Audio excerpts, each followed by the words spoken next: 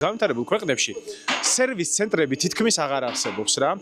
კერძო ხელოსნები არიან ყველგან საერთოდ და რატო ეხლა? იმიტომ რომ ავტოსერვისი არის არამასშტაბირებადი საქმე. როდესაც სერვის ცენტრში მიდიხარ, საბოლოო ჯამში მაინც იღებ იმ კონკრეტული ერთი ადამიანის სერვისს. მაგალითად, გოდე რომ მუშაობდეს ახლა სადმე სერვის ცენტრში, მაინც გოდე გიკეთებს მანქანას და მორჩა, ხო?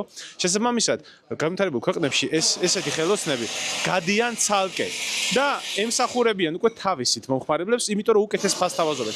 თავის შემოსავალსაც არავის უყოფენ და თან საგადასახადო პირობები ბევრად უკეთესი აქვს. აი მაგალითად ახლა გოდე რომ სერვის ცენტრში მუშაობდეს 100 ლარს რო გადაიხდი, იქიდან გადაიხდი და ჯერ მე პატრონე 18% დეღიგეს, მე გადაიხდი და 20% საშემოსავლოს და იქიდან მე კიდე გოდესთვის უნდა გადაიხადა ფული და თვითონაც დარჩენა და მოგება.